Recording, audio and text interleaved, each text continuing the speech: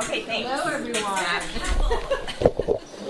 So, while we get the technical difficulties ironed out, and these guys are doing an awesome job, Matt, our chair, is not here today. He's calling in, but that means he cannot help set up everything. So we're trying to figure it out.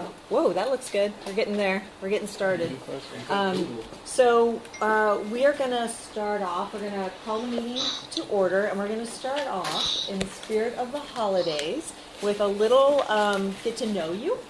And the question today, the question today, in the spirit of the holidays, is going to be, what is your favorite food or drink between Thanksgiving and New Year's Eve? Your favorite food or drink? And I'm going to start off, and I'm going to say my favorite are grasshoppers made with ice cream, because I love those. Good to go? And I'm Cat West. Hi, I'm Susan Beal. My favorite holiday food is my grandmother's pudding. My name's Sharon, and it changes a lot, but in the last couple of weeks I've been drinking hot butter I'm Sonny Williams. I think whatever my wife cooks. Smart man. Right answer. Smart man. I'm Debbie Hochhalter, potato latkes. Yes. I'm Peter Forrest, and I would say peanut butter and chocolate balls. Chestnut. Denise. Buckeye. Oh, I don't know what to say. I think my always favorite, I guess, is red wine. Why mess with profession? Lisa Balza? I can't think of one particular food right now. What's your favorite food? Oh, I have so many. I have one favorite one. We'll go with everything for now. Ice cream. Ice cream. There we go. I'm David Binnig. I don't know about favorite, but I associate the holidays with Shoot Like High. Ooh. Are you Southern? No, it's a very Pennsylvania. Love it. I'm from the South and didn't have sugar black. I did. That's why I asked. We had a gathering last night and had, not last night, this weekend, had a cheese ball, a rediscovered cheese ball. And what's your name? Ruth. Ruth. I'm Debbie. I've been drinking a lot of eggnog lately. Am I going to be able to switch over to the minutes, taking the minutes, and not have it showing? Wow. I was not expecting that. No, you're not. Oh. So, anybody else take the minutes? Do you want I'll show you record code so you can see it. You can take the minutes. Yeah, I'm basically doing minutes here. Matt's taking the minutes. Because your computer won't show it all. Oh, it won't show at all? It was showing the minutes. That was from my computer. Okay. Then I can take the minutes. Together? But if you would rather, Matt, that's fine. I'm Andrea Brown, and this is eggnog. Do you make it homemade? Yeah. Wow. I'm Bruce. I want to say lutefisk, just to get it growing. But it's probably left side. What is it? Left side. I don't know what that is. It's a very thin potato rolled up. It's a Swedish. Swedish Norwegian potato bread. Is it savory or sweet? Neutral. They put sugar and So butter. this is what we want to show right now. Now you're talking my language. Molly? Mario, 1,000 Mile Chai. Matt, will you share this Google Doc with Brandon? Sure. I'm Christina, Okay, it's not- and I love macaroni and cheese. It's like the only time you can eat it and be okay. Brian Hochhalter. Around our house, I think the best thing I think of is the turkey and matzo ball soup. I'm Alan Field, and any time of the year, my favorite food is always tacos. Brendan Haggerty, and if the season opens on time, Dungeness crab. Ooh. I'm Crystal Brim. Anything ginger. The Nice. fresher, the spicier, the better. Ginger. Great. And welcome. So we're just introducing ourselves and telling our favorite food or drink for the holidays. Okay, my name is Mingus Knaps. I work with Civic Life. I'm the new person who helps with neighborhood association stuff. So I'm here just to visit and introduce myself today. My favorite holiday foods would probably be, what would it be? Some sort of pie, and I don't know if it's my favorite drink, but it's the only time of year when I could drink mulled wine, but that would be lovely. Lovely. Well, welcome. Thank you for coming. All right. We get everybody? All right. Okay, so what we're going to do now, and forgive me, Matt usually runs these. I'm going to do my best running the meeting tonight, so please have patience. But we're going to have public announcements. So if anyone has any public announcements they'd like to make. Go for it. I just wanted to share that Metro has their 2030 regional waste plan available for comment online through 5 p.m. Friday, December 21st. So it's an interesting and worthwhile document to check out about their plans for dealing with waste and recycling in Portland, and particularly through an equity lens. And so it's, I think, worth looking at and commenting if you have anything to say. Mm-hmm. Any other? I do. I have one. Last month, I went to the Urban League put together this conference about Mulugeta Sorrel and the 30th anniversary of his death, and really about how to fight hate in our region. And it was an excellent conference. There's far too much to say about it in an announcement. But I went to the part about responding to hate as far as community organizing. And the one thing I want people to know is that there's a new tool for reporting not hate crimes, not only hate things that rise to the level of crime, but things that are intimidation. It's a hate.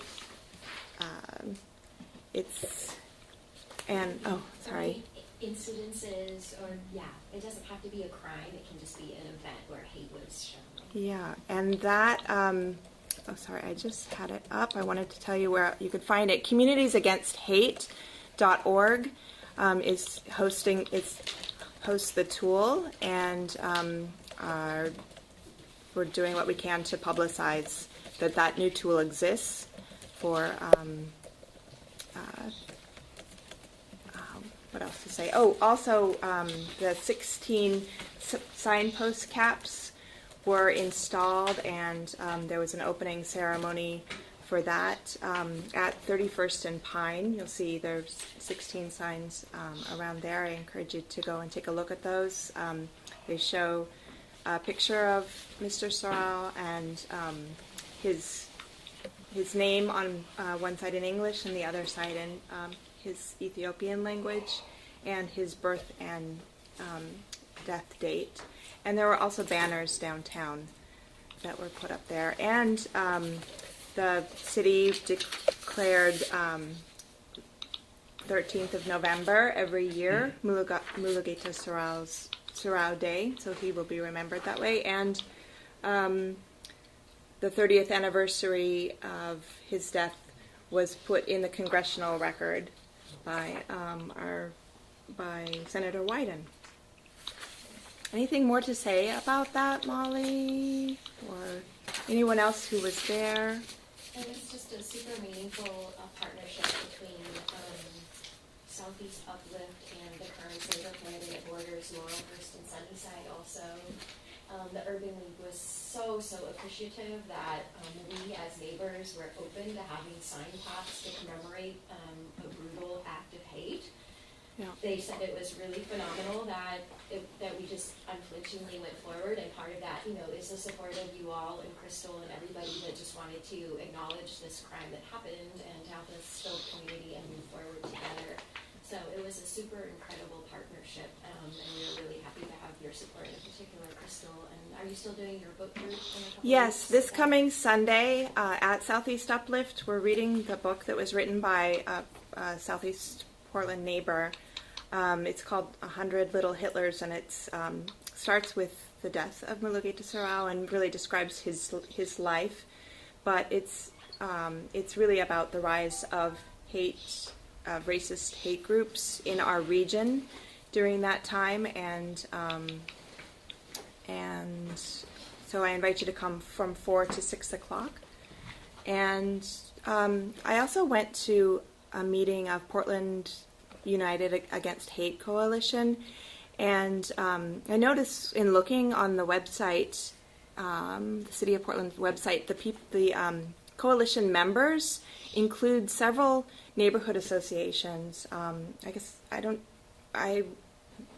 I don't see Richmond there as a participant, and I don't know if this is the appropriate time to make a suggestion that we as a Richmond neighborhood join this group and join the coalition. Maybe I can bring that next meeting, that draft a letter and make a motion that we sign on in support.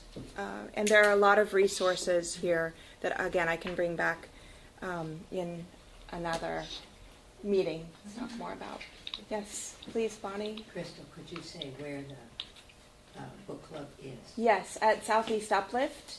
Thank you. From 4 to 6 next Sunday. 16. Yes. Thank you. Thank you. Thank you. Yeah. If it's okay. Also on Sunday the 16th, so this is something that if you're interested, you might be able to participate in both. I wanted to share that an organization that my daughter and I volunteer with called Butterfly Boxes, who welcome refugees with gifts of household necessities and bags that are very useful, from backpacks for kids to market bags for adults, that just have everything they need to get started with their new lives here in Portland. And they meet them at the airport with warm hospitality and encouragement as they literally step off the plane. Incredible. They have been wonderful, and they're two sisters-in-law started it here in Portland. I'd be happy to share more if anyone's interested in getting involved with them. But they partner with the Rosewood Initiative and the Portland Refugee Support Group to do an amazing series of bake sales. And the next one is on Sunday. It's from 2 to 4, so just before. And I can share the address now, but it's in outer East Portland. I have the address here. It's at 161st and Stark. And it's an incredible array of food baked by women from Syria, Afghanistan, Libya, and Iraq. And the food is incredible. The last time we went, we brought so many beautiful cakes, and it's an experience like no other, and a lovely way to directly support folks who are new to Oregon. Did you say 161st and Stark? Yes, thank you. It is. I'll just read the address briefly, and anyone, please find me at the break if you want me to send the information directly. But it's 16126 Southeast Stark Street, and there's parking right outside. It's set back from Stark, easy to spot. Thank you. But yeah, it's a lovely event. Thank you. 2 to 4. 2 to 4 this Sunday, December 16th, and butterflyboxes.org.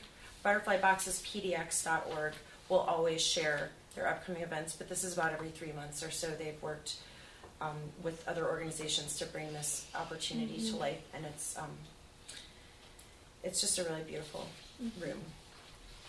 Thank you. Any other public announcements? Going once, twice, 3 times. Okay, thank you, everyone.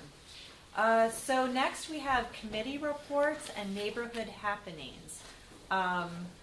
So you already mentioned the Metro. Did you have any other update on that?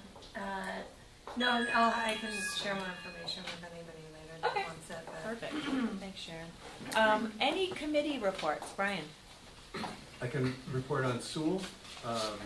Sewell had a potluck holiday event, and they wrote a letter of advocacy for the Boz Workers' Rights group. That's a day labor center over on MLK and Grant, and also formed a grievance committee that's pertinent to this Richmond Neighborhood Association. Great, thank you. What, to coordinate? Formed a grievance committee, You said something else after that. which is pertinent to Pertinent, that's the- pertinent to the Richmond Neighborhood Don't be Association. All right, any other committee reports? Yeah. Yeah. Yeah, I just want to elaborate on that. I wasn't listening, but just want to point out that on the grievance decided not to pursue mediation, so it's now in Sewell's hand. So that's why they formed a grievance committee. I didn't catch if you said that. I did not. Also, on the tree planting, we had our 4 neighborhood tree planting December 1st, 2nd? Saturday. First, yeah. And it went really well. I stayed indoors in the kitchen. Crystal went out in one of the planting teams. I had 2 trees planted you at did? my house, right? Brought coffee Yeah. and soup. About 125 trees were planted in our neighborhoods, and they're on course to plant about 2,100 trees this year in Portland. Multiply that by however many years, 2 decades nearly, that Friends of Trees has been doing their incredible service, and they've made a huge impact in our city. Yeah. Well, I especially love that committee report because my husband used to work for Friends of Trees. He was there. Was he? Yeah. There you go. Any other committee reports? I could share a brief thing from Kelly. Yeah. Is anyone else who works with Richmond Ready here?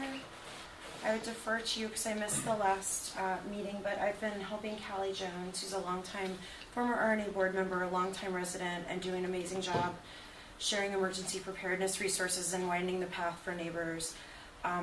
She and her other volunteers are on track to do a great sale of emergency water barrels at the cleanup in May that Richmond hosts, that Jonathan is the leader of, and all of us have contributed to. But we'll be sharing more updates about that. But they've also, Richmond Ready has done an amazing job moving forward with empowerment sets that will be available hopefully soon at Southeast Tool Library.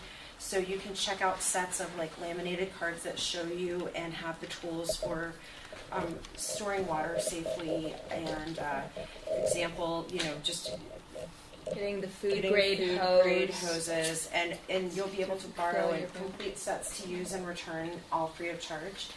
And then the other thing they're working towards is sourcing the kind of drill that you can do your own seismic upgrade and reinforcement and retrofitting for your own foundation if you're knowledgeable enough to do it, so that we're hoping to make preparedness as easy as possible. But Callie will hopefully be at next month's meeting to present herself, but she's been an amazing leader, and we're hoping to have a date to announce soon for when neighbors can borrow these great sets she's putting together. Thank you. Any other committee reports? All right, so I have one other thing that's with the neighborhood happenings. I was actually hoping Callie would be here today because I and Jonathan, who's not here, we're talking, and I have an idea. And what I would like to do is like put the idea out there and see whoever's interested in helping. But one of the major risk factors with an earthquake are fires. I mean, everyone knows about the San Francisco fire, and one of the best ways to prevent like a massive fire that would like take out neighborhoods is to put automatic gas shutoff valves on. They're about $300, which is cheaper than a retrofit, but still not inexpensive. And I've been talking with the folks that install it, and they said if we can get volume pricing, we should be able to bring the cost down. So we would just need to get a certain volume together, and we could maybe get a bunch of homes with the gas valves. So it's something I'd love to maybe start up, but I want to talk to Callie first because I know this is her area and I don't want to step on toes, or maybe they've already thought of it. The other thing is I spent 2 years trying to find earthquake insurance for my very old, over 100-year-old home, and I've been told it's useless to retrofit it. The only reason to retrofit would be get earthquake insurance. And I was like, oh, that doesn't make sense. So I finally found Liberty Mutual will do, it took me 2 years to find them, but they will do earthquake insurance for older homes that are not retrofitted. And I want to get that out because I think that's also important. So anyway, I'm just putting that out there as something hopefully I'll be able to help with. And if folks want to join in, we can maybe work on that project. So. I have one super quick thing to add. Thank you so much for that option or hopeful option.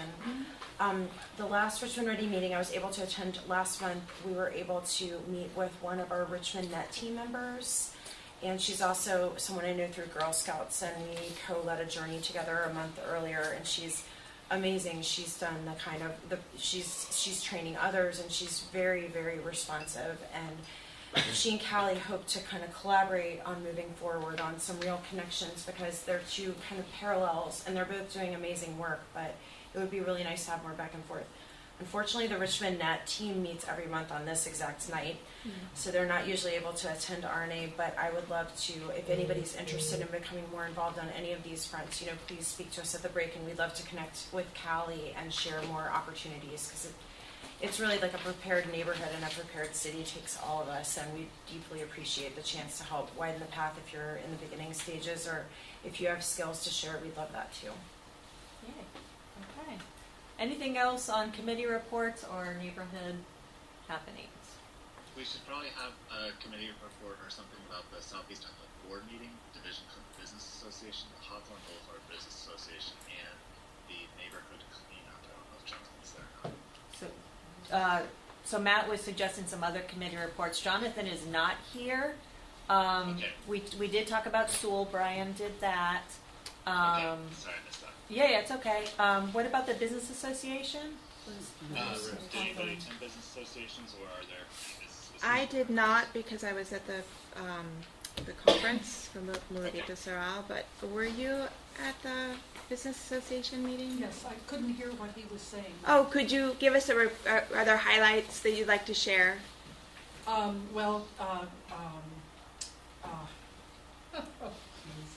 Putting you on the spot, I know. Yeah, it's usually at the end of the meeting, and Right. I'm gone by then, so I wasn't expecting a report. Oh, sure. But we did have a presentation on Division Design Initiative, Right.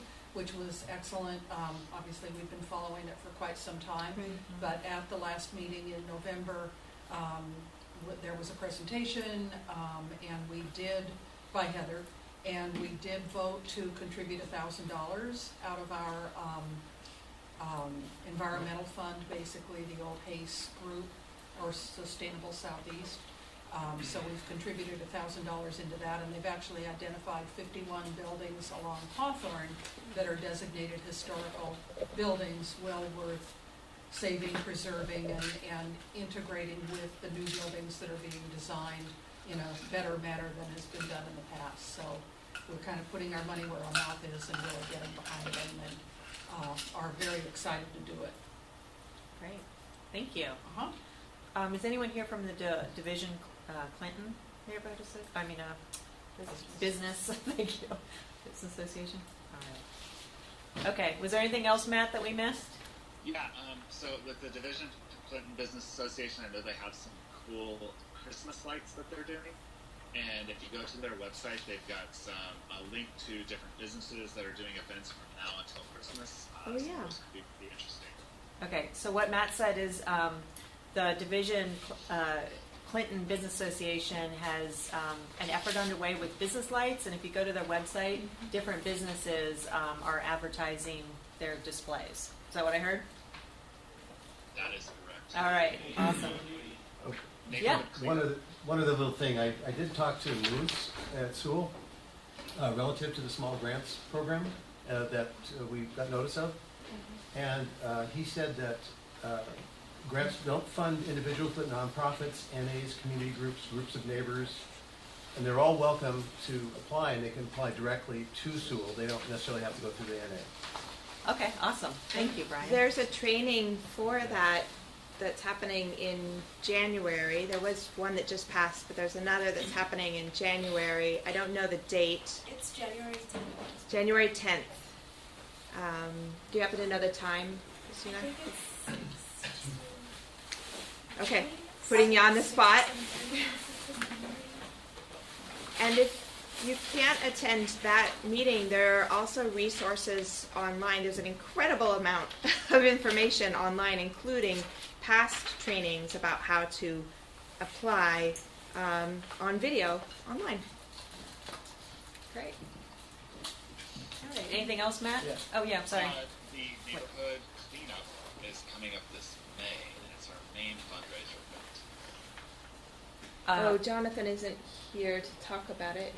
So the key thing there is if you are a board member or a community member, you should definitely get involved. There will be a meeting in January. Okay, so what Matt was saying is there's going to be a Richmond neighborhood, welcome, there's going to be a Richmond neighborhood cleanup event in May, which is our main fundraiser. And we love for folks to get involved, and it looks like there's going to be a meeting in January, so stay tuned. Alan?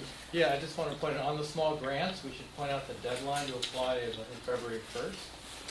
8th, February 8th. I think it's Early February. Yeah, right.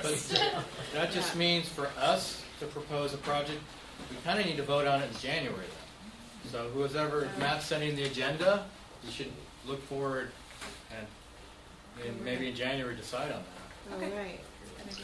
Please make an agenda request so I don't forget. Yes. Okay, thank you.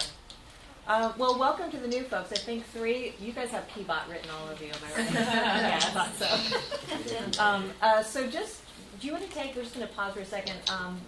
Earlier, we all introduced ourselves, and to get into the holiday spirit, we talked about our favorite food or drink over the holidays. And I'll give you guys to think about it. I think that you came Jane in. also. Yeah. I think they can talk about drinks on Not on the clock. Do you want to introduce yourself?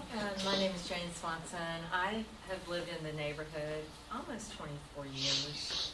So it's my first meeting here, but welcome. My friend Lisa encouraged me to come, and so I'm here, and I'm happy to be here. My favorite drink, I guess said eggnog with some brandy.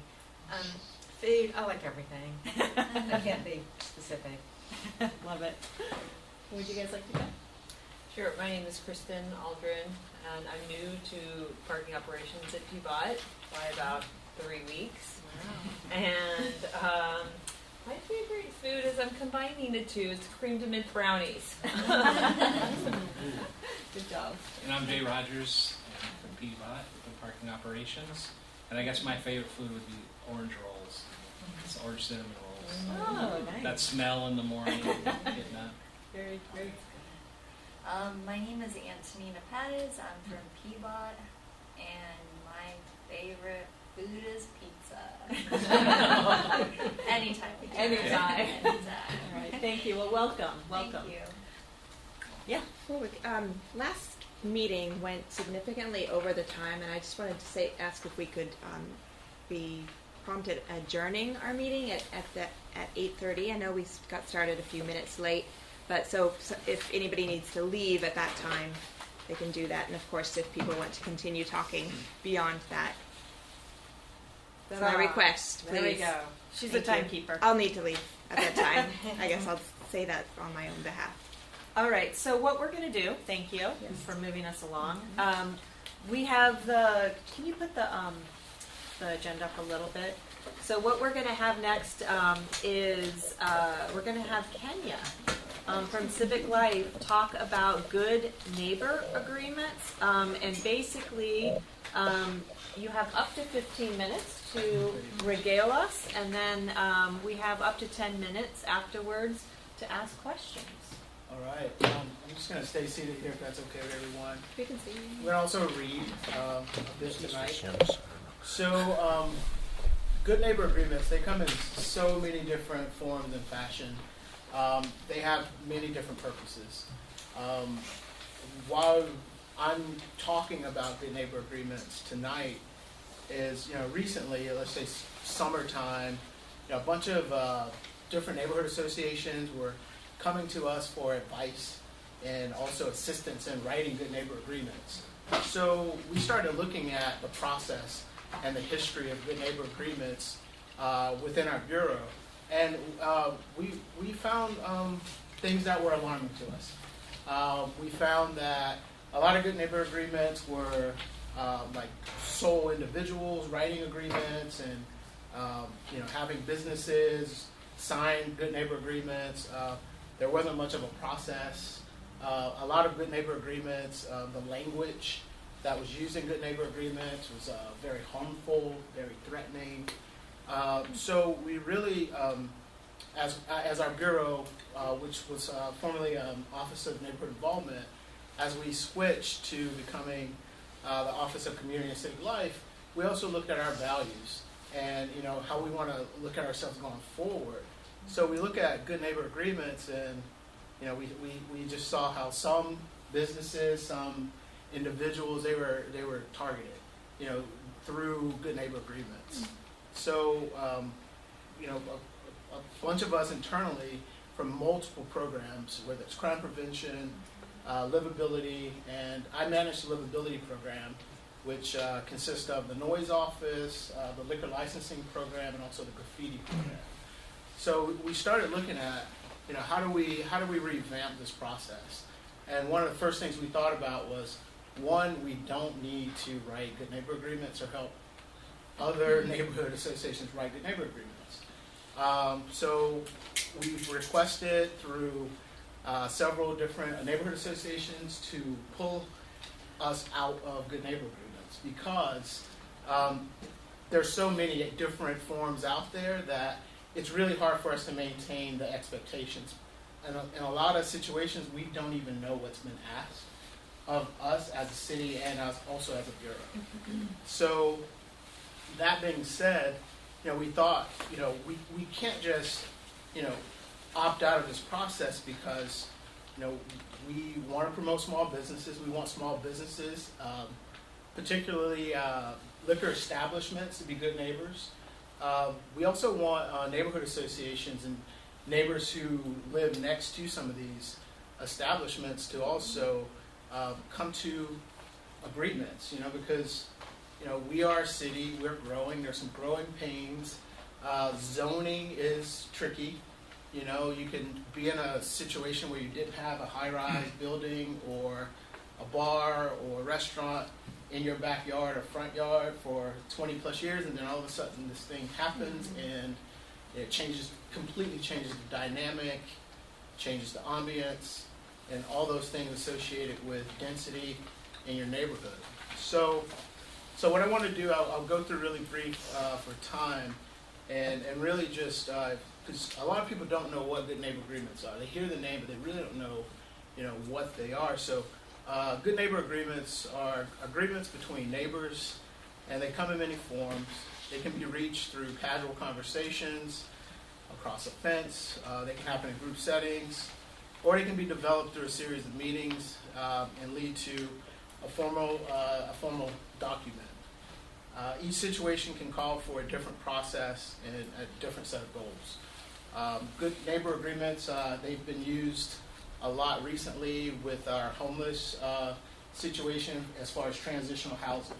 And community members and nonprofits setting particular expectations for temporary housing for our unhoused community members.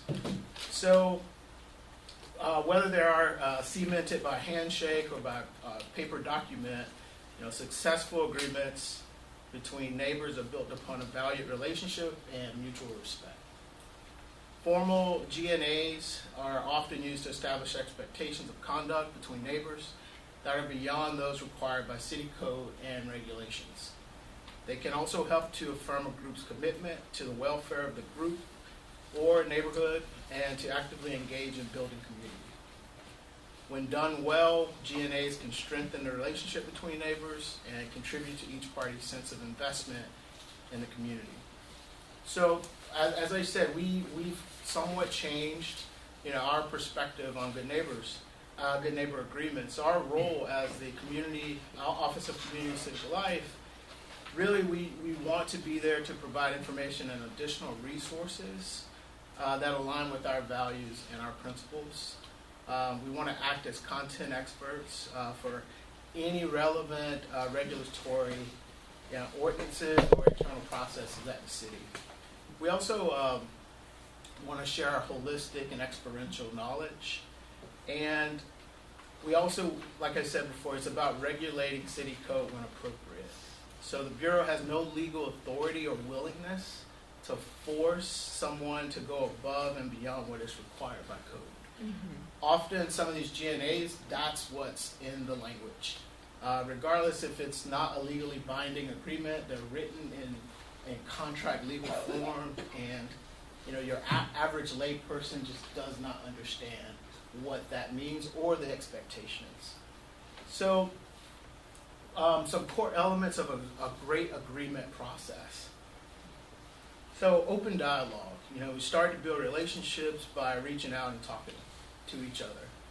As I mentioned before, the 3 programs that I manage, they're heavy in complaints. And I will say 9.9 out of 10, people who are complaining, they don't know one another. And whether they're in an apartment building and they're upstairs, downstairs neighbors, or next door neighbors, the simple thing could be talk to your neighbor. People weaponize the complaint system, and they don't do the footwork just to say hello or speak to their neighbor. And trust me, in my noise office, it's on average about 700 to 800 complaint calls a year, and probably most of those are just not even worth the issue. They're not, people are not out of compliance in any way. It's just simple. You can tell your neighbor to turn down their stereo, end of story. It may not be as simple as that sounds, but it really could be just having a dialogue. I have a heavy metal band that lives next door to me, and when I have to let them know that it's time for me to sleep now, it's 2 a.m., then pretty much the next day I get a bottle of wine, or they bake me cookies. There you go. Yeah, it works out well to talk to my neighbors. Yeah, it's amazing what happens. All those familiar strangers, take that away and make a new friend. Yeah. So participants share control over the process, and does that process feel mutually beneficial? And who's developing and leading the process? Who's included and who's been left out? Another aspect of that is no one person should lead a process of a good neighbor agreement, or one person should speak for an entire neighborhood. We often see this, and this is when things go really bad. So adopt a learner's mindset, and it's about listening as an ally. That can provide different insight than listening as someone who's opposed. Consider consensus decision making. People are better at sticking to terms of agreements that they can support. Avoid language and strategies that lead to feelings of coercion, intimidation, or threat. What will happen if you don't reach agreement? If there is an open or implied or else? Who's empowered and who's vulnerable? How might it may affect your ability to meet or maintain an agreement? You can't say we're going to do this if you sign an agreement versus we're going to do this if you do not sign an agreement. That is not a good neighbor agreement. So agree that the relationship is valued, beneficial, and also worthwhile. How will both parties benefit from a good relation? Understand that perception may seem to negate facts. We see this all the time. When we deal with noise, when we deal with other aspects of noise, it's perceived as loud, but someone could absolutely not be out of compliance.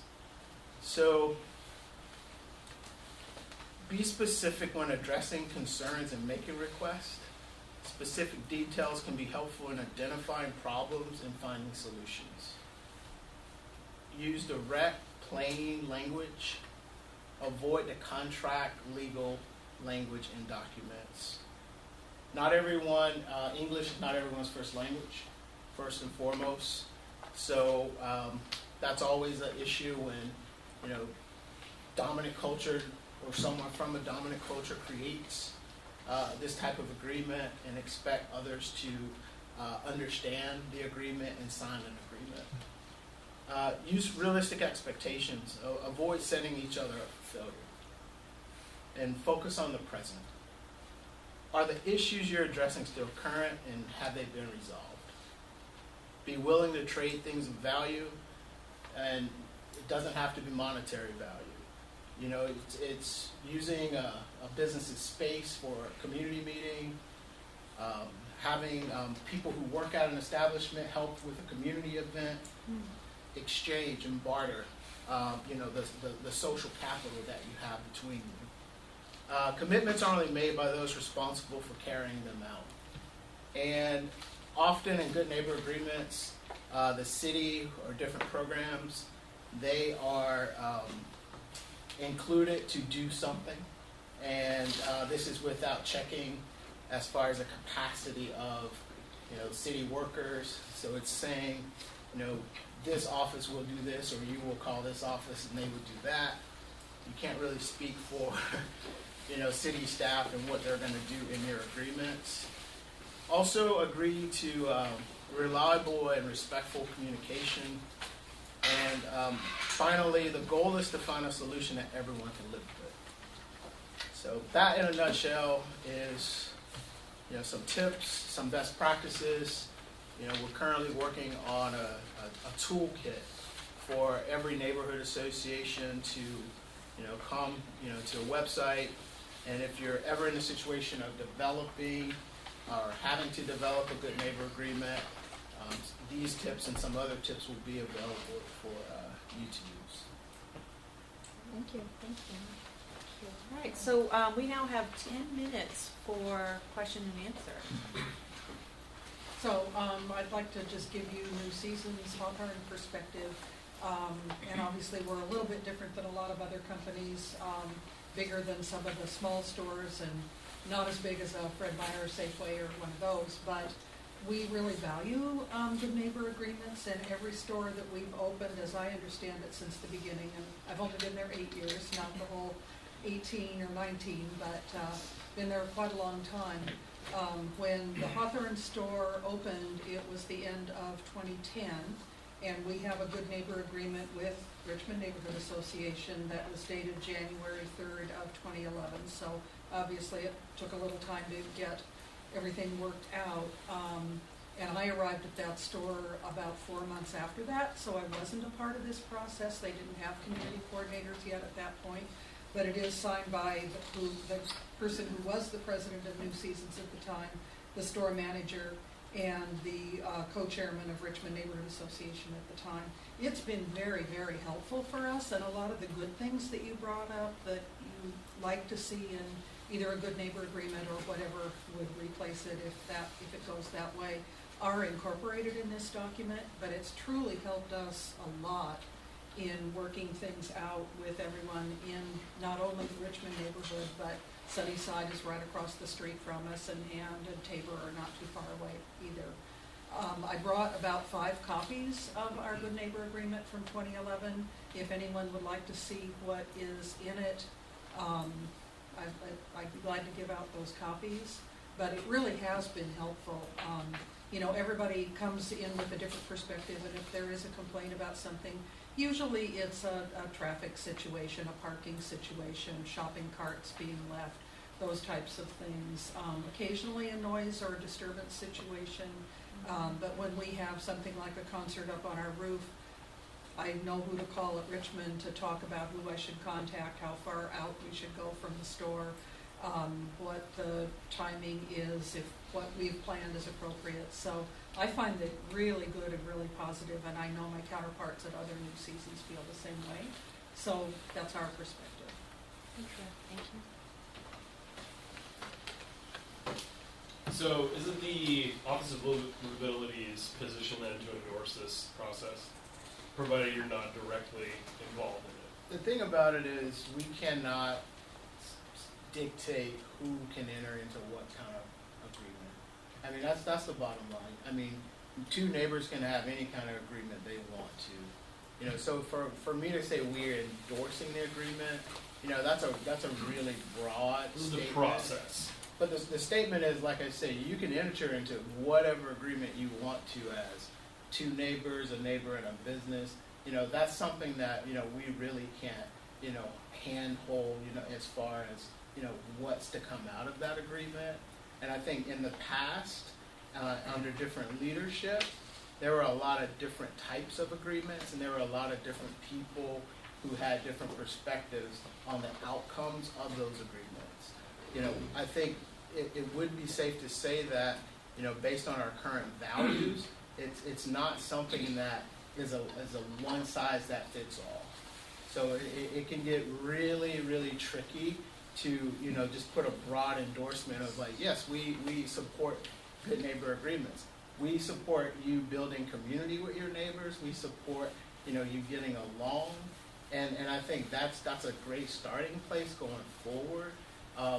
Getting to know your neighbors. I mean, that's the thing that, as we kind of, shed everything and look at things, we see a lot of contentious relationships, and really we're like focusing our energy on being a bridge, creating spaces for folks to do that, but the actual writing and being involved in that process, we can't be everywhere in every place, and I think some of these things are very acute.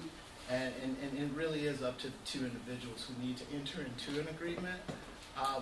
Hopefully you can have a strong relationship so you're never at that point where you have to have, whether it's a symbolic document or whatever you want to call it, that you actually have to have a piece of paper to kind of be the line between being mutual or just cordial with one another. So.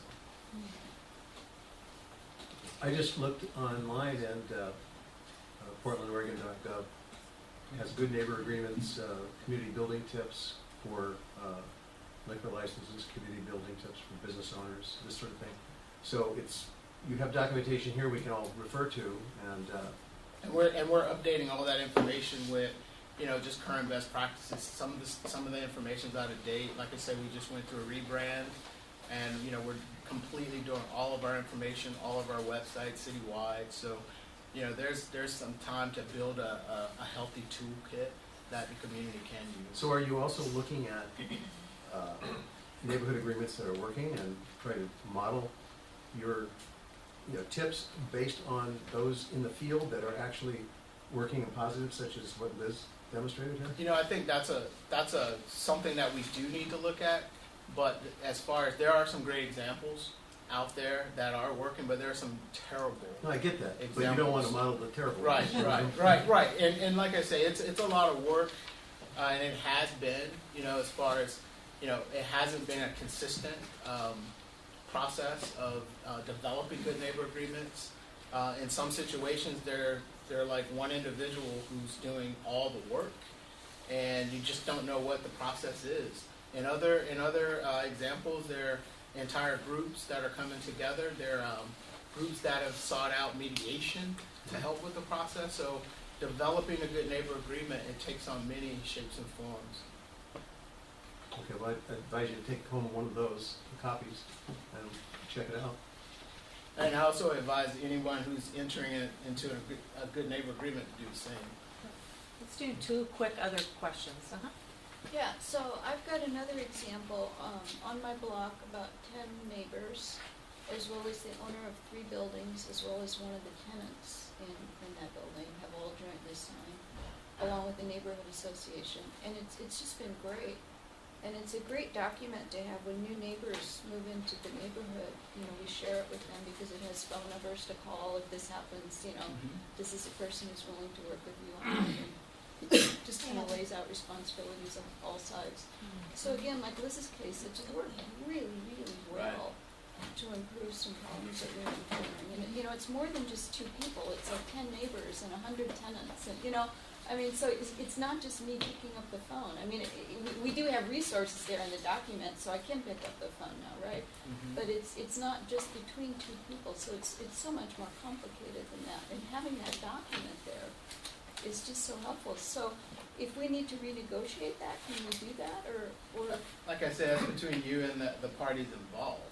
But I think can the RNA support us and sign for us? Has any of that changed? I don't know what your policy is on good neighbor agreements.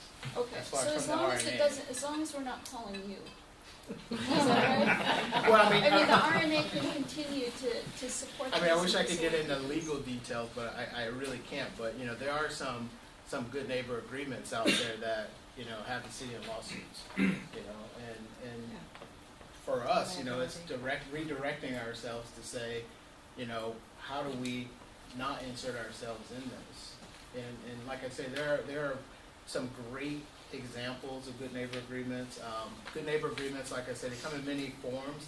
Welcoming packages, for some storefronts, as far as helping with litter, helping with, eyes on the street. There are a lot of different, things that come in those types of agreements. Some good neighbor agreements are more preemptive. Some good neighbor agreements are more reactionary. It just really depends on the situation. Okay, thank you. So one last question, Lucas? Sure. I work with the neighborhood association system and with the crime prevention program in Portland. One of the things that we're doing in-house right now is taking a look at the good neighborhood agreements that we've developed over the years, and there are many. And I want to underscore, I think, some of the themes that I've heard from Kenya and a lot of other people around the room, which is that good neighborhood agreements can be incredibly powerful. But if you look at what's at the core of the good neighbor agreements that seem to be really working, it's about relationships. You're the best written good neighbor agreement where people don't know each other, it's just not going to work. And the thing and also we should remember that we live in a dynamic, changing city, so the agreements that we make about noise or cleanups or whatnot this year, we might just have a very different situation next year. So in our observation so far, and we're kind of at the very beginning, or kind of midway through thinking about what the next generation agreement looks like. But I think one of the things that seems to be a strong finding is that using your good neighbor agreement negotiations as an opportunity to develop relationships, that's the key that really makes these things work.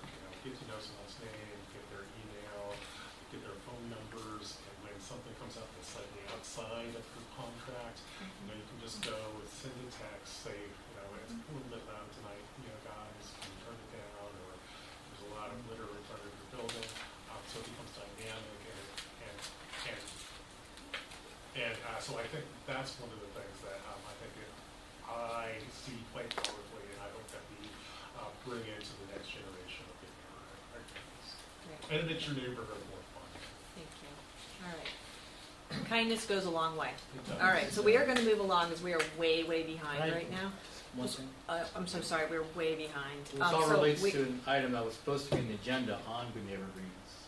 So could we hold it to the community? Thanks, so sorry. I'm just trying to. All right, so we have some good friends from Peabody here. Let me kind of set this up before they come up, and that is our good friends are going to present today on our behalf because we asked them to come and give us some more information, and this is on the division area parking permit program. If there is a board vote tonight, I want to just say we're not voting yes or no on the program. What we would be voting on is simply to allow Peabody to take this program option to the people who are going to be affected. Does that make sense? So to do a survey, essentially.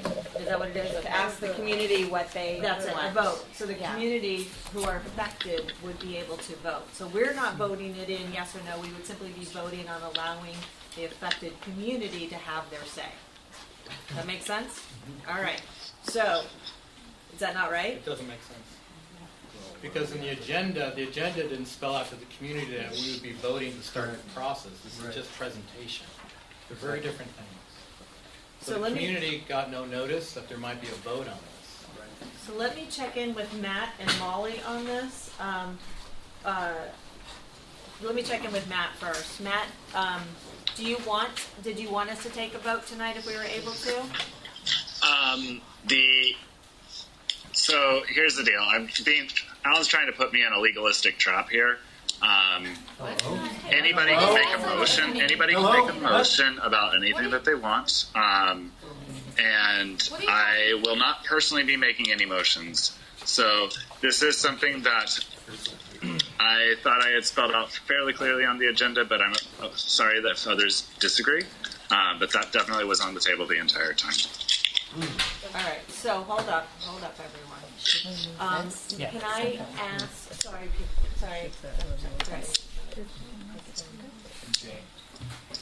Is there a deadline for anything? Yes. Okay. So The end of the year. End of the year deadline. Okay. So We want communication that from the deadline neighborhood mean? association that you want to go forward with something. okay. Still interested. Okay. So My understanding was that we were going to talk about modifying it to tailor to our niche, our community needs. That's- Because apparently a lot of people felt that it didn't meet that criteria.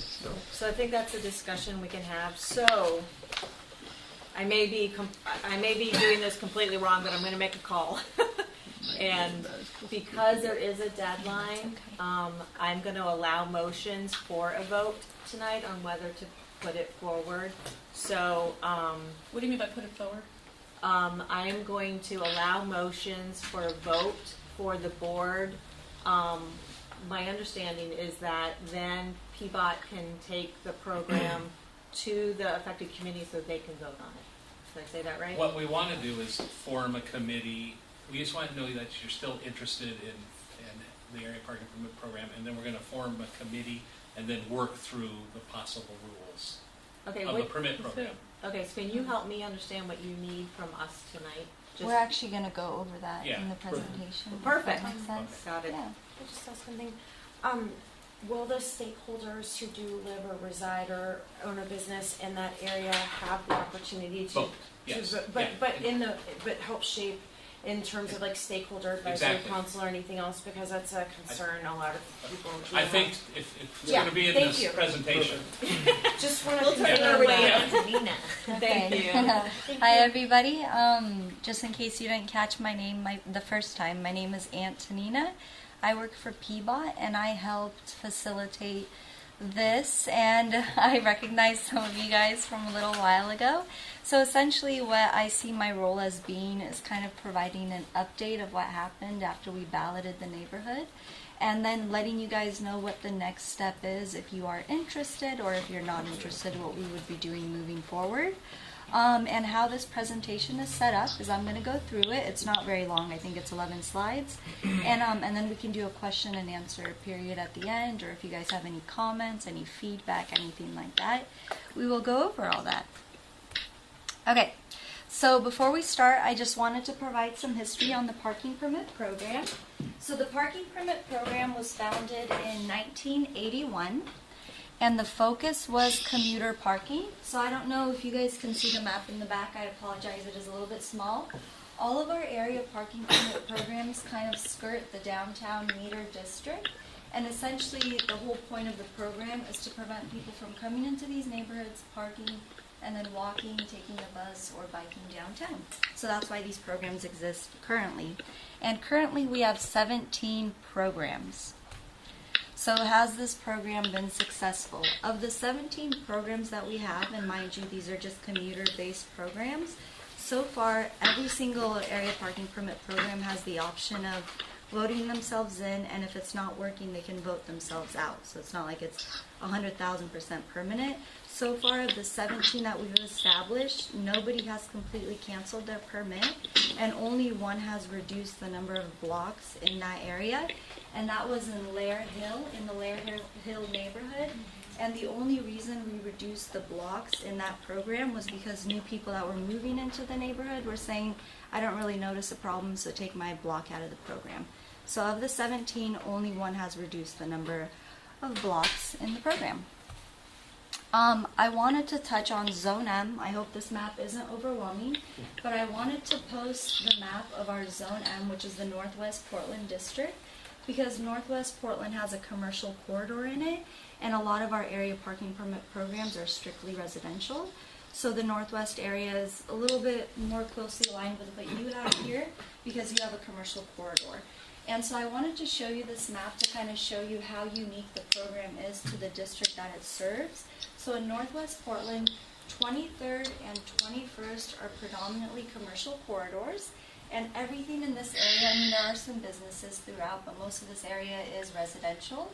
And so what we did in this area is we made 23rd and 21st non-permitted areas. So essentially, even if you have a permit, you can't park.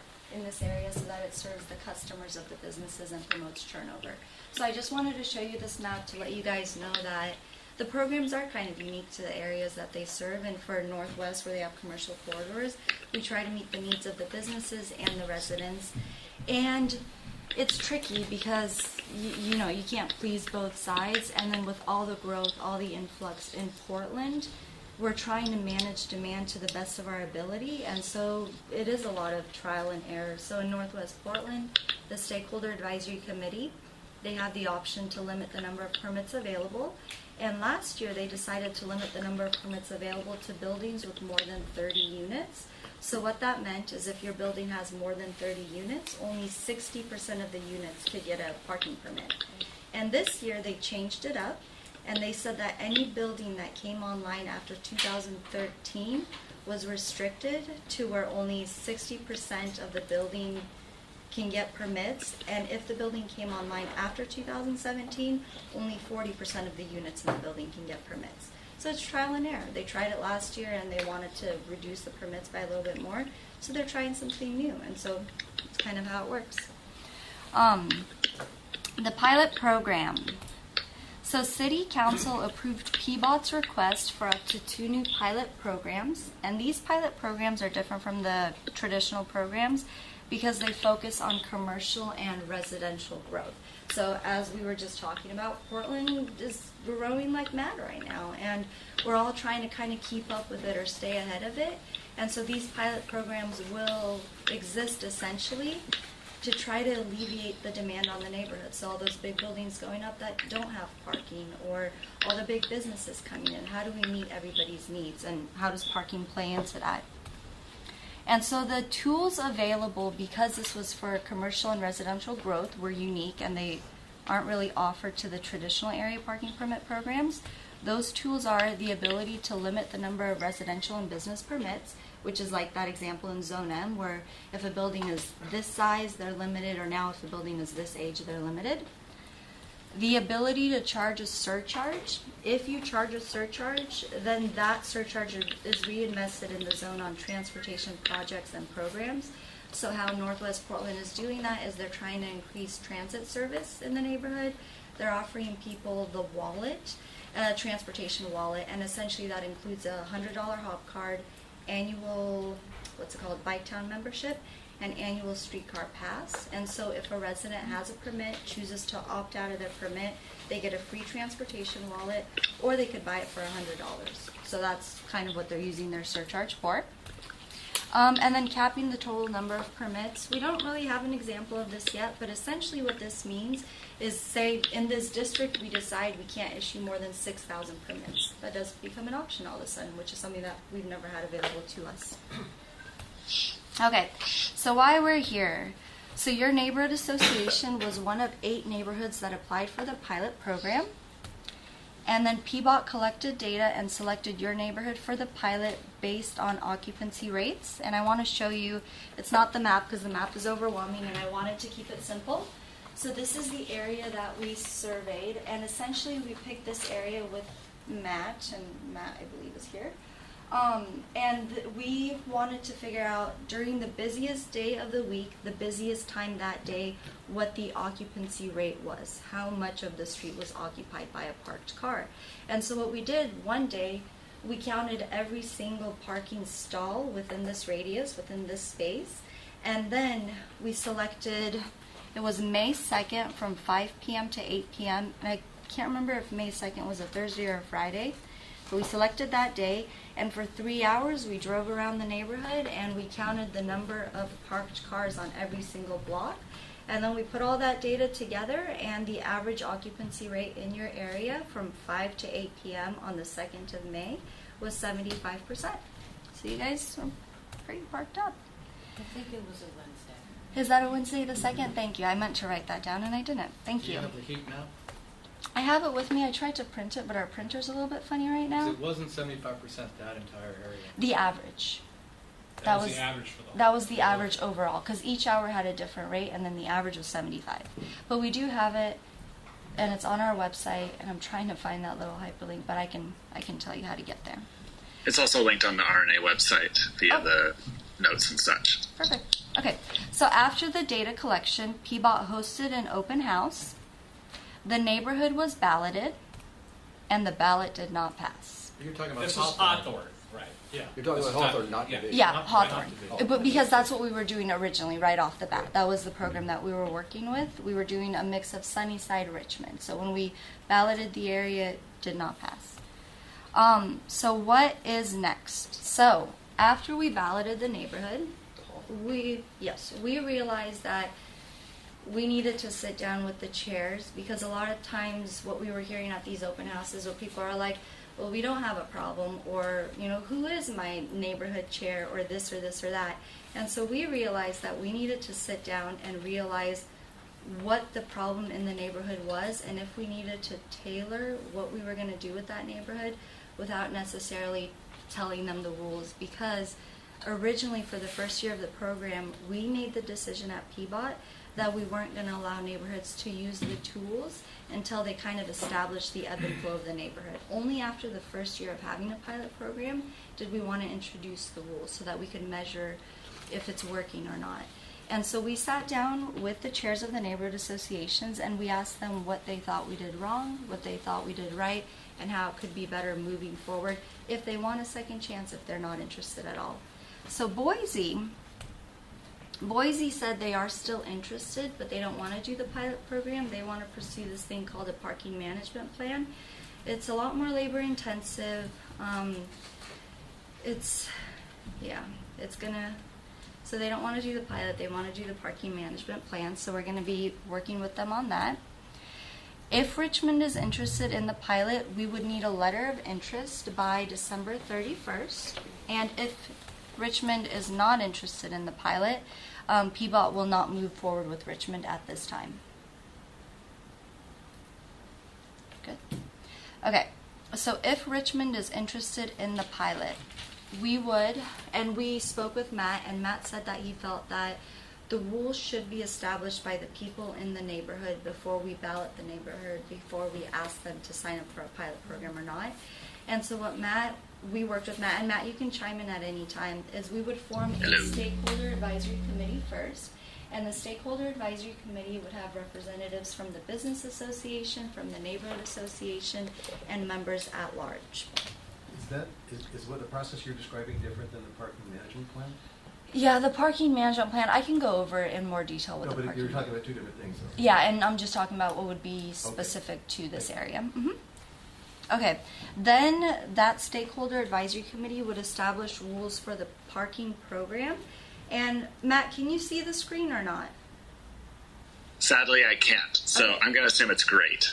No, don't do that. So essentially what Matt had the idea of, and this would have to be formed by the stakeholder advisory committee, but we thought it was kind of unique, is having the ability to offer 3 different packages. If you are interested in pursuing some sort of parking management pilot program, having the ability to say to the neighborhood, if we want to charge the base rate of $75 for a parking permit for a year, you would get this. If you want to charge $150 for a year, you would get this. If you want to charge $300 a year, you would get this.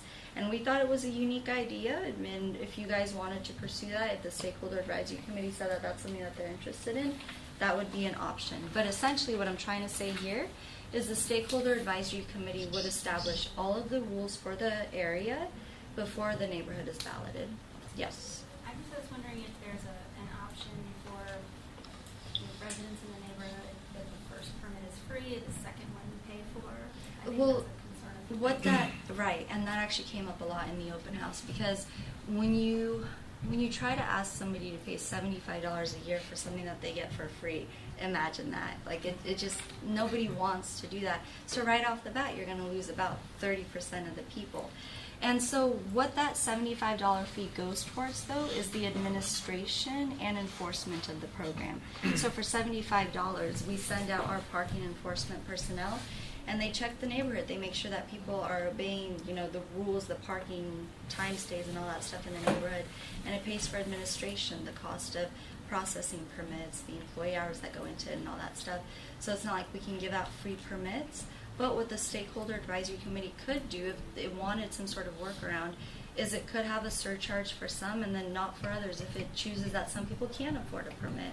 But that would be up to the stakeholders. We can't come in and say you get free permits and you don't. That wouldn't be our role.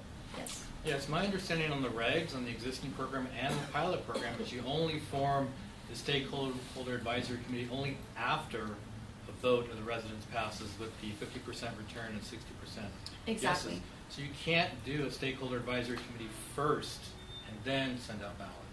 But in this case, we could, if the neighborhood was interested, if the neighborhood was interested in the It'll parking be a different program. kind of program. It'll have to be So in you- code, right? That we can say that so and so, parts of Title 16 get waived. So you kind of just make it up as you go? Well, it's a pilot. Well, that's, We kind of want to refine what people are going to vote on by what the name. So the answer is yes. Right. It necessarily won't be the parking committee, right? I guess it'll travel over to the parking committee. But we're trying to figure out what the neighborhood wants and needs before people would vote on it. Yeah, so again, essentially it is a pilot program, and we tried it the first time where first the neighborhood votes it in, then the stakeholders formed, and the neighborhood was like, I need to know what the rules are. I'm not going to vote on this, which is completely understandable. So now we're going back and we're saying, what if we try forming this first instead of that? And we'd get a better map. I mean, we wouldn't get the low occupancy areas. Yes. Can I have a follow-up question? Because last month we were told that the deadline was December 1st and you wanted 2 neighborhood associations to do letter of interests for this. Have you gotten 2 neighborhoods? Boise is going to pursue, it's not exactly the pilot program, but because they chose to do the parking management plan, they are one of the neighborhoods that we are So we working would be with. the other? Yes. Why is there a December 31st deadline? What's this deadline? Because the idea was, our discussion last month in this group was, maybe let the city figure out this program, we'll see what it is, and then we could do outreach to the neighbors and pull them into this meeting, because our agenda notice had no vote mentioned on it. And then my role in this, and Matt, you can chime in, is I reached out to Matt after the meeting just to check in to see how things went, and he asked me to come to this meeting so that I don't know the internal aspect of it, but I was asked to come to this meeting, so I'm presenting and updating on that. So I don't know the inner workings Yeah, of it's that. great to have the presentation. So thank you, Antonina. I really appreciate you coming out, and I also appreciate your flexibility with looking at what's worked before, looking at what didn't work before, and being willing to change somewhat. Right. Okay. Okay, so, and this is almost done. I think it's the second to last, if not last slide. And then so after the rules are established by the stakeholders from the neighborhood, only then would we ballot the neighborhood, is essentially what that new process would be. And so now it's kind of open up to questions. Okay, yes. So there's a deadline for making a decision about whether to enter into a process with the neighborhood. Exactly. And that's what we're, Yes, so that's that what would you're be- bringing to us now. Exactly. So by December 31st, Yes. essentially we need a letter of interest from the Richmond Neighborhood Yes. Association or an email that says thank you for the opportunity, but we're not interested at this time. And then we would know how to move forward, because we have to provide City Council a memo that says this is what happened with the pilot program. Boise is interested in this, and Richmond is interested or they're not interested, so that we know how to move forward. My question is, what would the next deadline be for going through this entire process? How much time would there be to involve the community, the affected community, to make sure that education and all questions could That's a be great question. answered, and how much time until you would form the packages that then they would vote on and That's a then great vote? question. It The seems like traditional they- APP program starts with a petition. So it's somebody in the community that goes out, talks to the neighbors and all that, and this is when we're kind of like not doing that part, but we're having an advisory committee come in and give us and work on that. And I don't think the timeline is going to be short. It's going to be a long process. That's what I'm 'Cause thinking. Like months, half a year? months, half a year probably.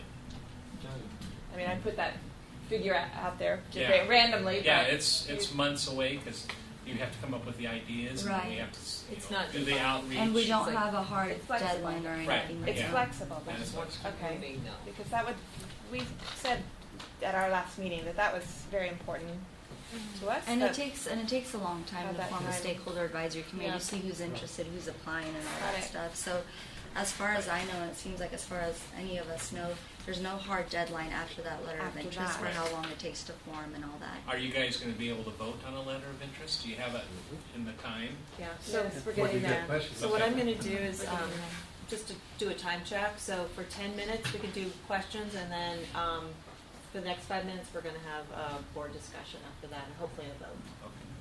Okay. Okay. And then you had a question? And how long is the pilot, I mean, if it does pass, how long will the pilot program go This one's for? kind of funny. The pilot in Washington Park has been going, what, since the 80s? Yeah. What? It's bizarre. That's totally different. It's It's a weird program. It's. We don't bring it up usually. I'm not new, I promise. That program is there to prevent people from parking in front of people's houses and going into the park and doing things they're not supposed to. So it's a nighttime program. Is there a during better the summer example? months. Yes, it has. During the to be. summer And months, right. Jay's been working for Peabot for 32 years, so on average, that's a good question for you about the pilot. How long does a pilot last? It's going to take a while to get the tools. I could see the pilot lasting 3 years. Okay. Because it'll be something like trial and error. We'll be trying to, reduce permits this way, and then we have to take data to see if that works. And the years, the permit year runs yearly, so we'll be doing that kind of stuff. It's just changing. A lot of details, trial and error, data collection to see if it works. Is there? Sorry. Questions here? Yes. Oh, go ahead. I'm sorry. You guys are here. Yeah. Is the balloting system, is that in code or is that administrative? That is in code, and it's we have to receive 50% of the ballots, and of those 50%, 60% have to be in favor. Yes. Go ahead. Oh, okay. I just wanted to ask, you mentioned Boise opted for this parking management plan. You kind of Yes. glossed over it. We don't really know what it's about. Yep. If that's an option, can we hear it? Yeah. So the parking management plan is different from the pilot program in the sense that they're going to form a stakeholder advisory committee just as you would with a pilot program. But that stakeholder advisory committee is going to think of all the different parking management tools that they want to use in their neighborhood. Their parking program would encompass the entire neighborhood. So it's not just boundaries that you could select like in the pilot program. Their parking program would be for the entire district, the neighborhood association district.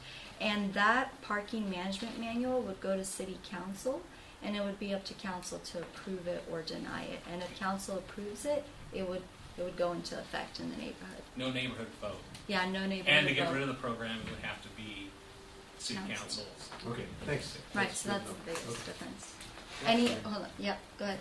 So part of what you were talking about in regards to where the monies would come from, the monies that would be used for this permitting would have been parking enforcement.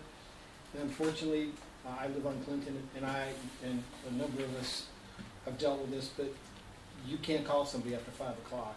The after-hours number is gone.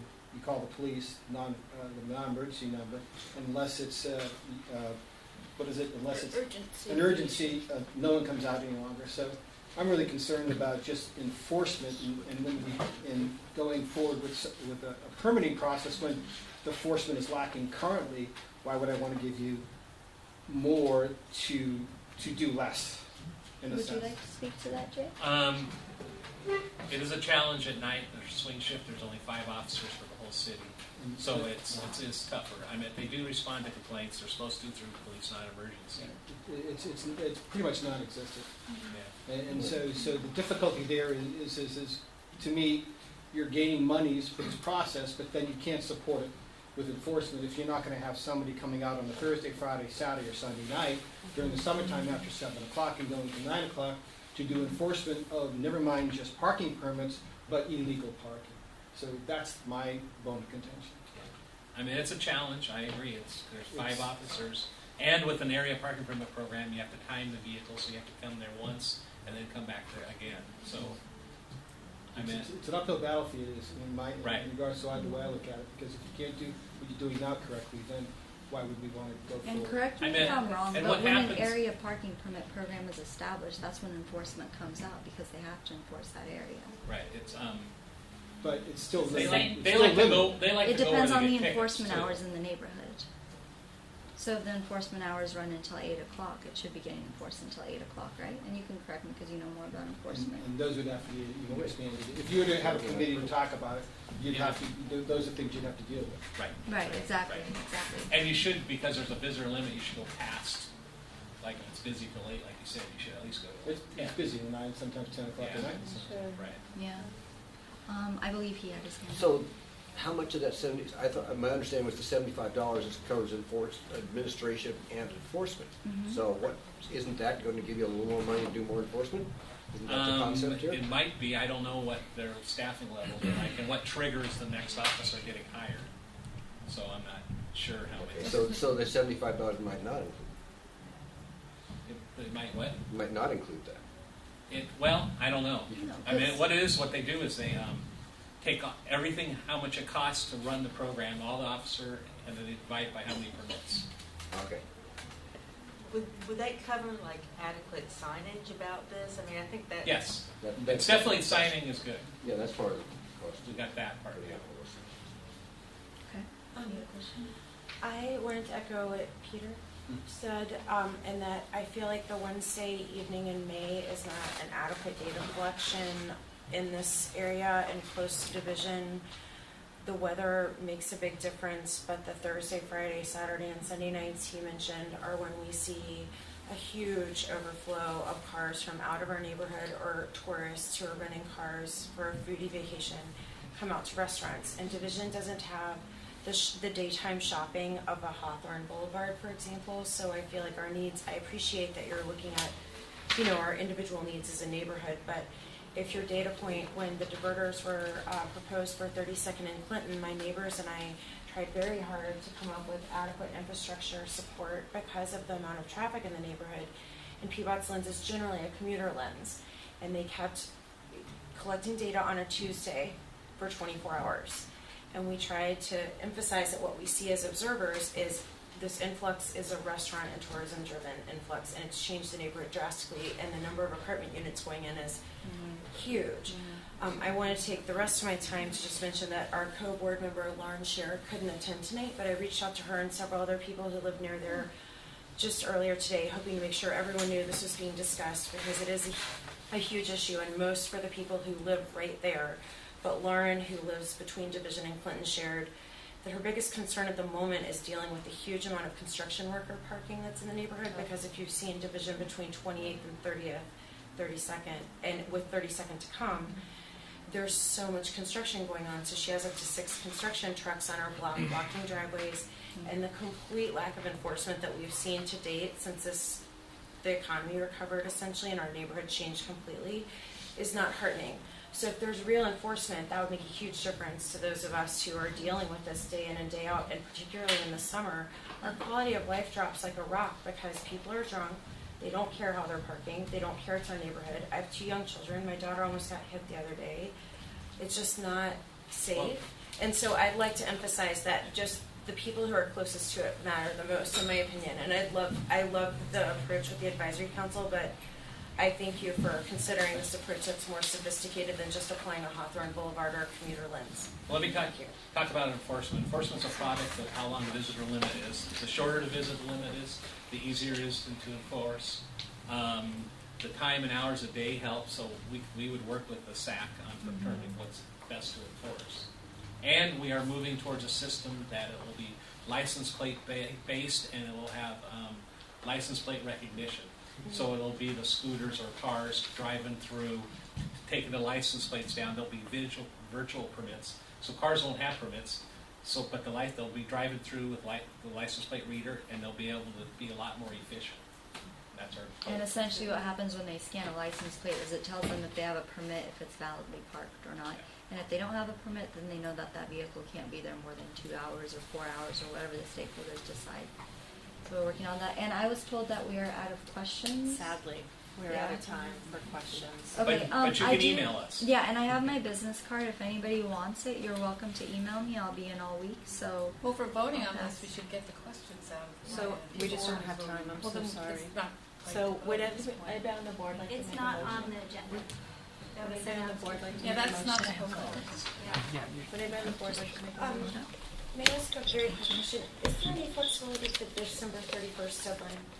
To what are you talking about? To what?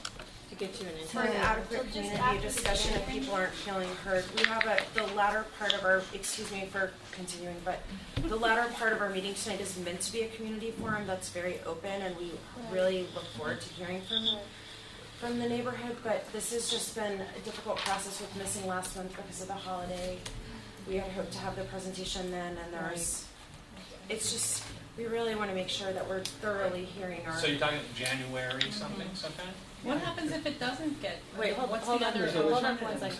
Hold on I'll one make a second. motion. So if there's an ability to push it back to January, when is the next, anyone have the date of the next RNA meeting?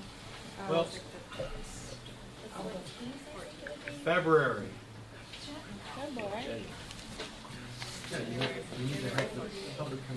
Would it be possible? Can we do January 15th? Let us know. So sounds like, thank you so much for your flexibility. We gotta If go sell it to our boss. Yeah, but I think If we could do January 16th, It's her idea. January 16th. January 16th. that would be the Wednesday after our next RNA meeting. So hopefully that we'll have the opportunity. Okay, January 16th. Thank you so Okay. much. We really appreciate your flexibility. Okay. Okay, so it looks like we were going to table the vote, and I'm thank you. I really appreciate Can I make the a- flexibility. Can I speak up since we're not doing board discussion? We have, yeah, there are 3 Can more I minutes. just say one thing? Absolutely. Okay, I'm all in favor of permit programs. I helped write the letter on this. I was in the advisory committee. But I'm really adamant that neighbors need notice on this. Our last meeting, we put off voting so we can get a presentation only. We did not put on the agenda any board vote. In fact, there was a friendly amendment last meeting to do outreach.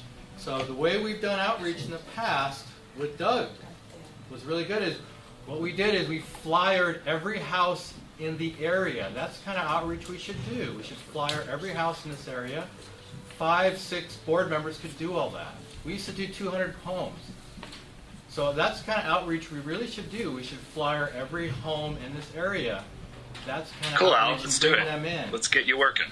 Yeah, I'll All flyer right, 50 homes. thank you for that comment. All right, I wanted to thank everyone thank you very much for coming.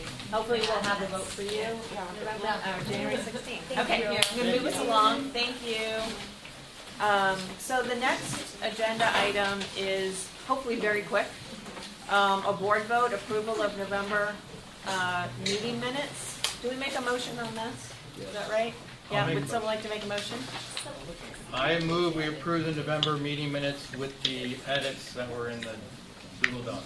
Okay, so we're gonna hold that for January. We're gonna hold that for January. Thank you. Thank you. Okay, so we're going on to the next one. We are going to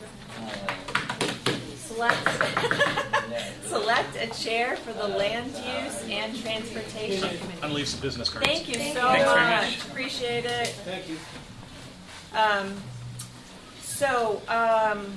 I'm going to fumble through this as best as I can.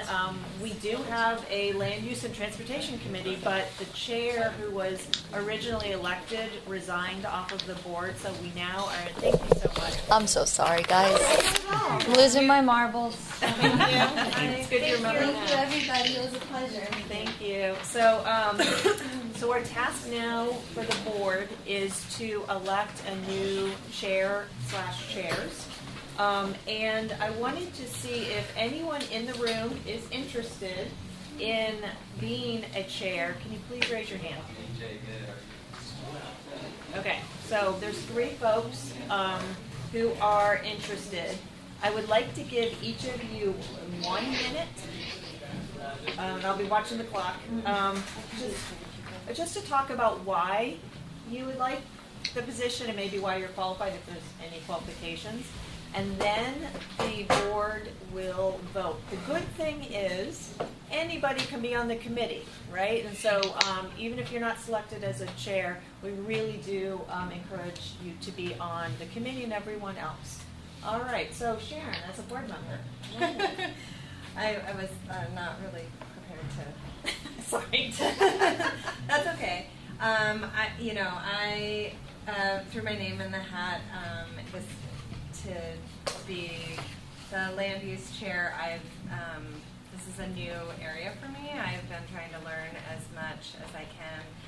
I've done some outreach to some of the more knowledgeable people in the community, I think, and you know, my goal in in trying to facilitate this, I mean, the chair would be to have wider community involvement and information about things that are going on, which I think is one of the things that we haven't seen in the last 2 months without the committee meeting and without the chair. So I don't have any specific qualifications other than my interest and my dedication to making sure that there is good communication, again, back out to the community, and that I'm representing in every way that I can, not a personal stake or interest. I don't have any agenda that I'm trying to forward, but really being a facilitator in that. I too wasn't planning on speaking for a minute, but I will, and I'll echo what Sharon says. I have an undergraduate degree in geography and urban planning. I never practiced, but I've always been fascinated by land use as well as transportation issues.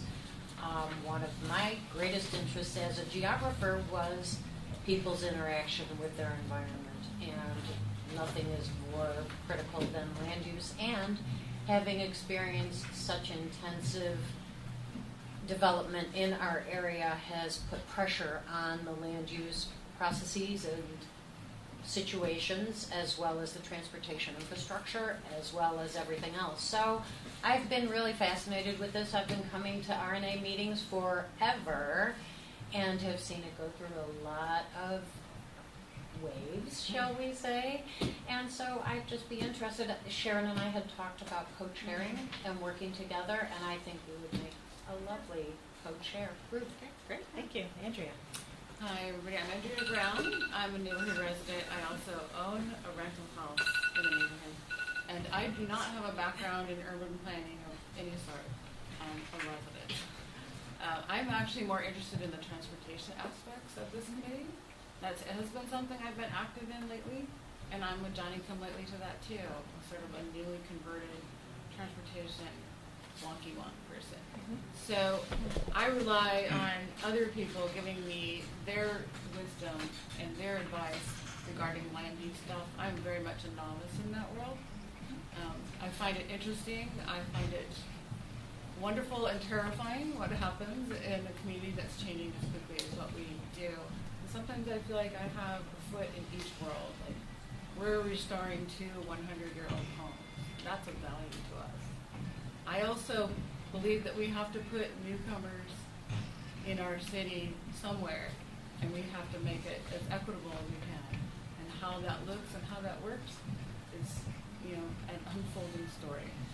But that's what I bring to the table. Thank you.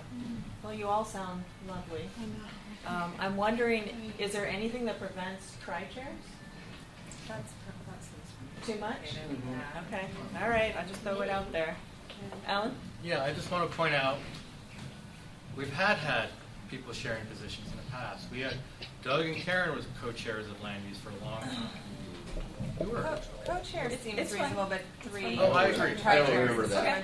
And I will say also that But then, you know, that not being a chair doesn't prevent participation in any way. So we need chairs for that facilitation and communication, but then there's going to be a committee. Yep. Absolutely. I have a quick statement. One thing with the land use and transportation chair, there definitely needs to be, even in a co-chair scenario, you'd have to have somebody be primary because a lot of communications are going to be routed directly to a single person. Okay. So maybe they can decide between them, whoever gets elected. Okay, so we have to go to a vote on this, on the chairs. And so here's what Matt and I talked about, like a way to do this. And for the board, this is a board vote only. Can you turn that on? All right. You can vote for as many candidates as you want, and then the ones who have the most will win. Alan? Can I make a motion for Sharon and Debbie to be co-chairs because they've talked about working together? No, I think we're going to do a vote. I know, if there's a motion on the table, if there's a second, Oh, I'll second that. that's parliamentary procedure. Okay. Thank You you need for to follow reminding me. that. Thank you for reminding me. Yeah. So what we're going to do is first we're going to have comment, and then we'll vote. Would you like to comment? We're going to go down on Alan's motion. No. Would you like to comment? Only that I hope that Andrea, you would be involved and part of it, because I really appreciate what you had to say, and I find this a really difficult choice because I appreciate each of you as neighbors and as people who are thoughtful and have the long view rather than the short term like rubber stamp, and that's deeply appreciated. Okay, no comment. Do you have a comment on the motion? Oh, I do. Hold on, I'll get you a sec, Matt. okay. Yeah, it is a tough choice. Everybody shows up, and Just on the motion. okay on the. Sorry, I'm gonna sorry, keep I it had to- to realize. Right. No. Okay, Matt, comment on the motion? Yeah, and a general comment on the motion is you were definitely leading this. This motion is just to try to trap us in parliamentary procedure. You had a good thing going. We were going to vote on people in a standard voting style. Trying to do it motion up like this is a little bit weird. I personally am very much going to vote against the motion, not because I don't like Sharon or Debbie, but because I think the motion itself is poor. Okay, thank you. Wow. Brendan, any comment? Alan, any comment? I think the two would work together. Two people is a good, and if one person gets the emails, it's quick push of a button to share it. Okay, thank you. Brian, any comment? No. Okay. Any other round of comment? Oh, we're just a vote. So up if you want another round of comment, down if you don't. So everyone vote. Okay, so no other round of comments. Now we're going to vote on the motion that, can you say it again, Alan? That Debbie and Sharon be co-chairs Okay. of land use. Don't have to vote yet. You vote yes? We'll just, You should do all four. all in favor. I do, but I appreciate the volunteerism, and so it's a hard vote. So I don't want to exclude, but I will vote yes with the personal hope that Andrea will be a big part of the committee and work with these co-chairs. Okay. So I vote no on the motion. Go. Both of the parties are willing to work together, so I vote yes. Okay, Matt? No. Alan? Yes. Oh, sorry, Brendan? No. Brian? Yes. Okay, so the motion passes. So that means they are now in. Congratulations, Debbie and Sharon. Thank you. And thank you very much, Andrea. Can I ask a question Um, about the land use committee makeup? So what I would suggest is talk to the chairs afterwards or wait for the community because we are so, I'm sorry? It's related to voting and positions. So it's already done, so just hold it. It's not even about the chairs. Okay, so what I suggest in the community, let's do that. So what I've also, we're going to move on. Thank you, everyone. And Sharon has withdrawn the safe space agreement agenda item? For now. Yeah. Okay, so we are now going to move into the last agenda item, and that is the open community discussion, and Sharon is leading that. And just a reminder, we are officially adjourning in 11 minutes, but folks are welcome to stay. And so I just want to start off by saying that when that we wanted to create a time for an open discussion. It seemed like we had been hearing a lot that there were a lot of people in the community that wanted to have more of a voice and be able to be heard. And so we just, want to cover some basic ground rules about respect and keeping things sort of high level. And also we're going to limit, Susan's going to time keep, and we're going to limit comments to 2 minutes and try to give everybody a chance to speak. Thank you. One time Good first. night. Thank you, Nancy. and then come back around.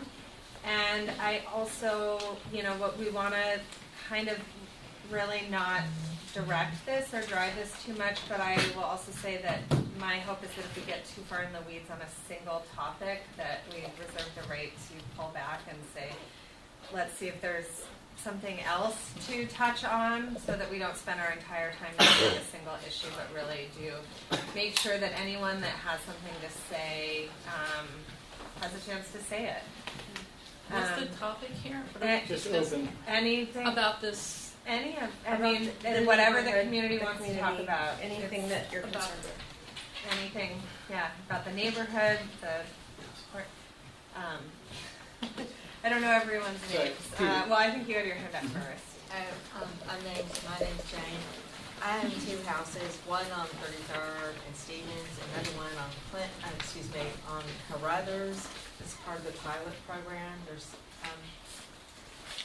I know that's probably going to be a lot of animosity towards it, just because the city's, directing it. I get that, but as somebody who lives on Carruthers right now, and I park on the street.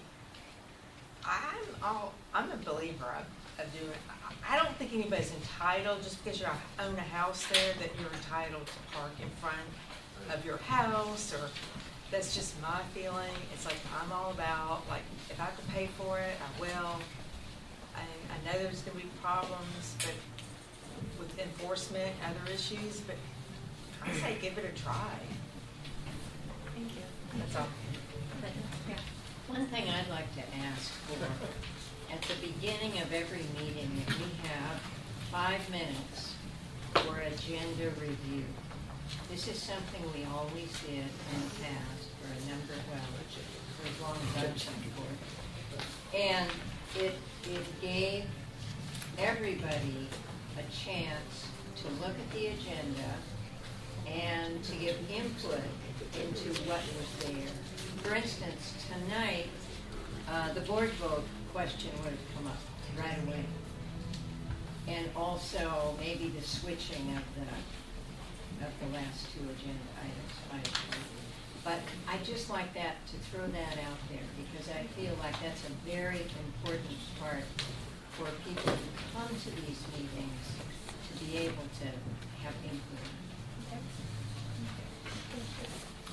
You talked about, Peter Forrest, you talked earlier about keeping it at a high level and keeping respect. Well, I'm sorry, but I've been coming for a while, off and on in this body, but the engagement, I think, tonight with board members in regards to individuals talking about other individuals does not do us any good. It actually detracts from me wanting to come here. It's getting personal, which I think is not really good for all of us. And we sort of drag things around, and it's just a total disdain for it. I just do not like it. So try to keep things at a higher level and respecting others. I think there are good points made, but I don't like the banter. I don't appreciate it, and it's been happening too often, too many of your meetings, and it turns people away.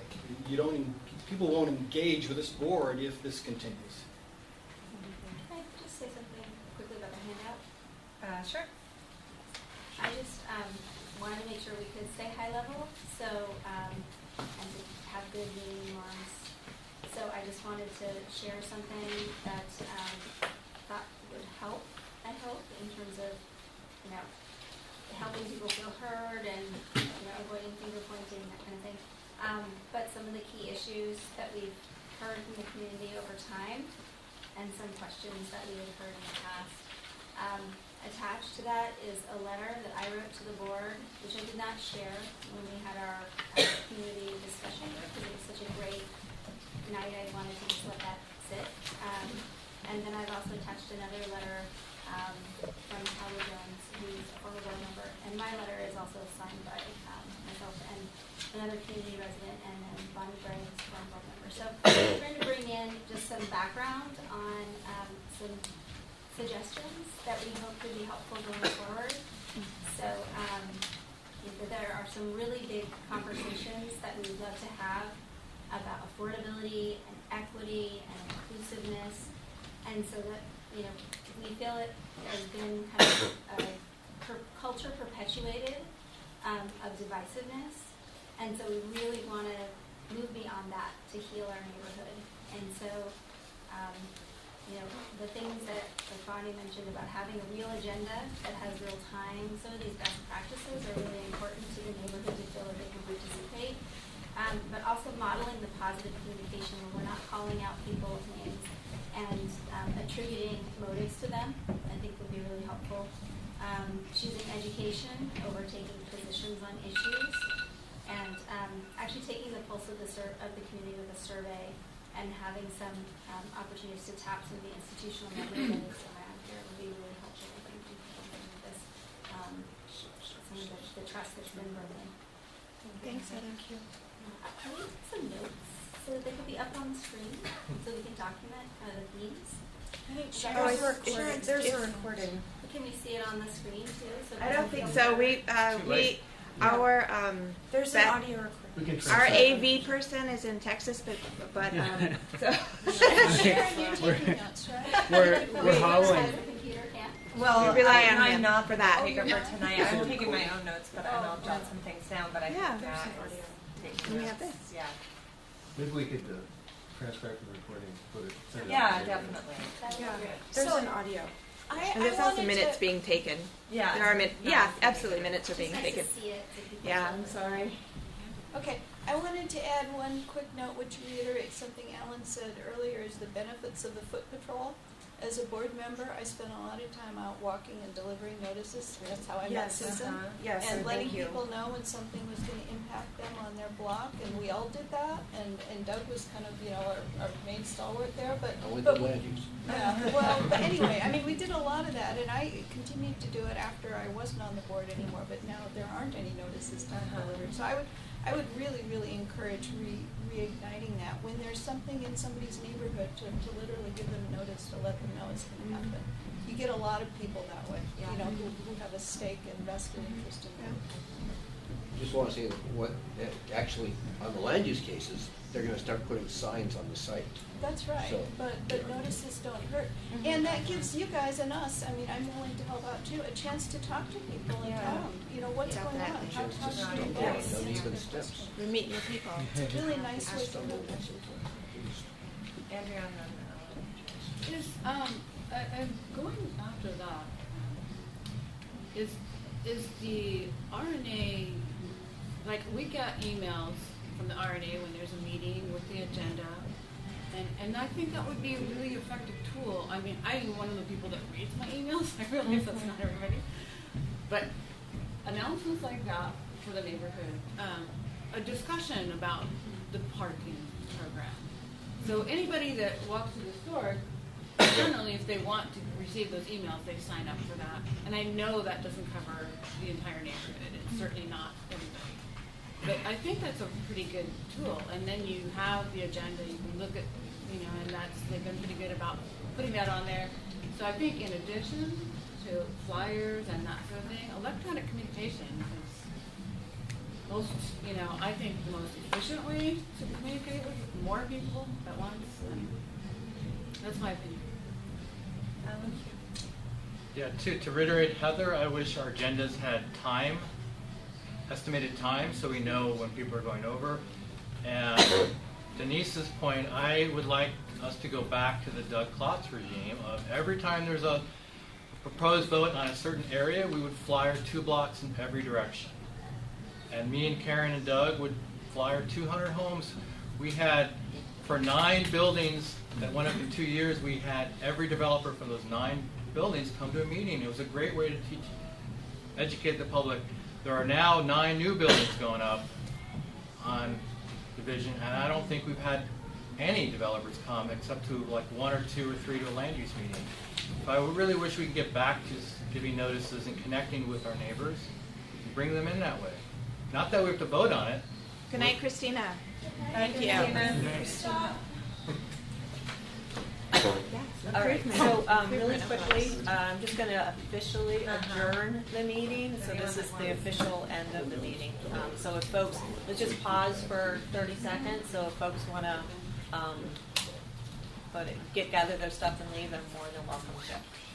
Matt, do you want to stay online? Bye, Mom. Bye, Lucas. Nice to meet everybody. You're staying? Am I staying? Website. I have a babysitter's left. I have a babysitter's left. I have a babysitter's left. I have a babysitter's left. I have a babysitter's left. I have a babysitter's left. I have a babysitter's left. I have a babysitter's left. I have a babysitter's left. I have a babysitter's left. I have a babysitter's left.